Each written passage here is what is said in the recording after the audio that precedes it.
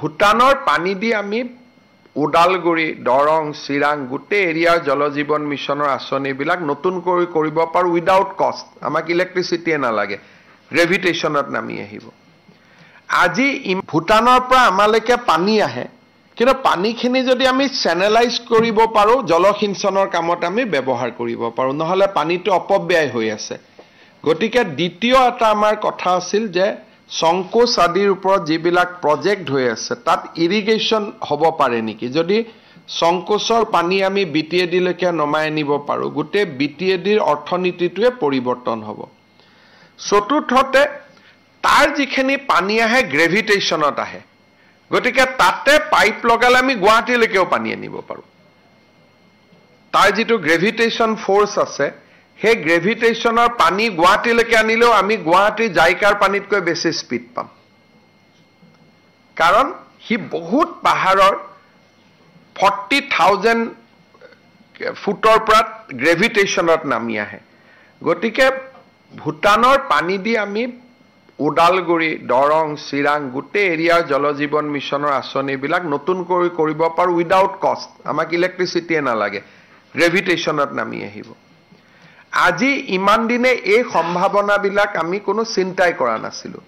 গতিকে এইবাৰ ভূটানৰ লগত আমাৰ ষ্ট্ৰাকচাৰ্ড মিটিং হল যে প্ৰথম আৰ্লি ৱাৰ্নিং অফ ফ্লাড তেওঁলোকৰ পৰা পানী আহিলে তাতে যদি ধুমুহা হয় বৰষুণ হয় আমাক বানপানীৰ আৰ্লি ৱাৰ্নিং তেওঁলোকে দিব পাৰে 2 নম্বৰ তেওঁলোকৰ পানী জলসিঞ্চনৰ কামত ব্যৱহাৰ হ'ব পাৰে 3 নম্বৰ জল সম্পদ হ'ব পাৰে খোৱা পানী যোগান আঁচনিৰ কাৰণে আৰু ভূটানত টোটেল 30,000 মেগাৱাটছ পাৱাৰ উৎপাদন হ'ব পাৰে এতিয়া তেওঁলোকে মাত্ৰ 3,000 মেগাৱাট উৎপন্ন কৰি আছে তাৰমানে 20,000 মেগাৱাটৰ তেওঁলোকৰ পটেনচিয়েল আছে গতিকে আমি কি ধৰণে তাত অংশীদাৰিত্ব পাব পাৰো বা কি ধৰণে আমি যোগদান কৰিব পাৰো এই গুটেবিলাকৰ বিষয়ে আলোচনা হৈছে কিন্তু যেহেতু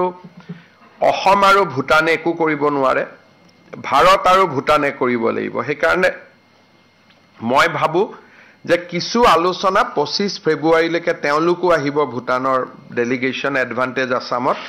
তেতিয়ালৈকে আমি কিছু এই আলোচনাবিলাকক গতি দিবৰ বাবে চেষ্টা কৰিম সেকেন্ড ৰাউন্ড অফ ডিসকাশন ইয়াতে আমি ফেব্ৰুৱাৰী মাহত আকৌ কৰিম আৰু কেইবাটাও কাম আমি আইডেন্টিফাই কৰিছো যে এইকেইটা কাম আমি কৰিব পাৰো ফাইনালি যেটো গেম চেঞ্জাৰ হ'ব গেলেফুত তেওঁলোকে এখন অত্যাধুনিক সিটি কৰিব খুজিছে খুব ডাঙৰ সিটি দুবাই ধৰণৰ একেবাৰে গ্ৰীণ মাটিত গেলেফু আৰু অসমৰ মাজত ডিসটেন্স 10 কিলোমিটাৰো নহয় গতিকে গেলেফুখন সিটি হলে তাৰ যেটো অৰ্থনৈতিক এটা বয়েন্সি আহিব বা অৰ্থনৈতিক গতিবিধি হ'ব সেই গতিবিধিৰ পৰা আমি কেনেকৈ উপকৃত হ'ব পাৰো তাৰ বিষয়েও ভূটানৰ প্ৰতিনিধি মণ্ডলৰ লগত আমাৰ ডিটেইল আলোচনা হয়